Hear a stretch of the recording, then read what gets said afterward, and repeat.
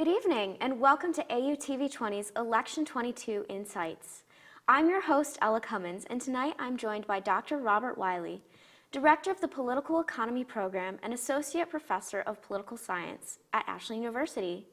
Thank you so much for sitting down with me, Dr. Wyllie. Thanks for my promotion. Jumping right into things, what role do you believe the current economy will have on the outcome of the elections? The first time in about 40 years, voters are telling us that inflation is the biggest issue on their minds. This is a tricky political issue because traditionally it's the Federal Reserve, which should be independent, that makes inflation mitigation decisions, right? Raising interest rates. That's not something that a congressman will do. That's not something that even the president has direct control over.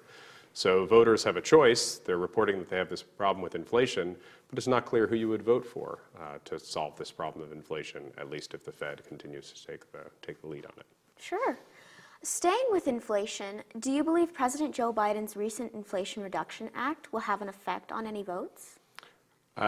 First of all, I don't think it will have an effect on inflation. So the Congressional Budget Office doubts it'll have an effect on inflation, and many Democratic senators as well doubt that it'll have an effect on inflation. And that's because mostly the Inflation Reduction Act is about taking $106 billion and putting it in green energy. There'll be tax breaks and incentives for companies that do that, and then there'll be a tax on companies that don't do that, right? So it's kind of moving. But that has more to do with the environment.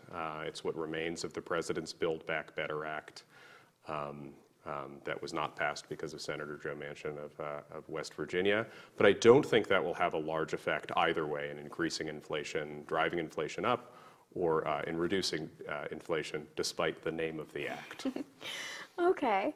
Well, then why do you believe it is important that citizens are informed in economics before they vote?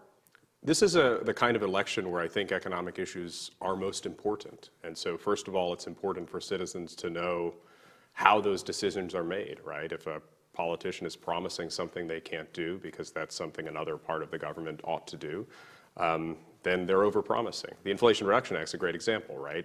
Congress is claiming it's doing something about reducing inflation. They're not. But there are other things that I think our congressmen are doing, like Representative Tim Ryan, who's running for Senate this year. He was the initial sponsor of the CHIPS Act last year, so investing money, big Intel plant that ought to be coming to Columbus. These are economic issues. They have trade-offs. There are questions about whether the government should be taking the lead on them or not.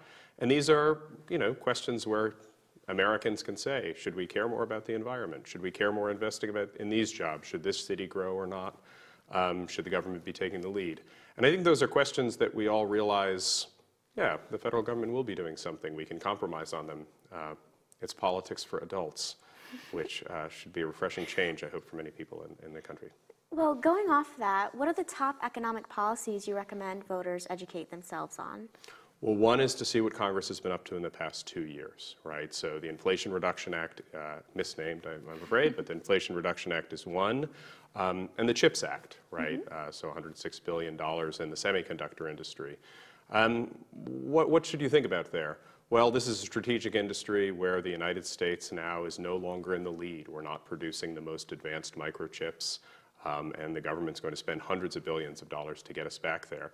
The pandemic revealed, I think, that a lot of people in the Biden administration will argue that it's car prices that led to inflation because of the chip shortage out of semiconductor factories in Taiwan.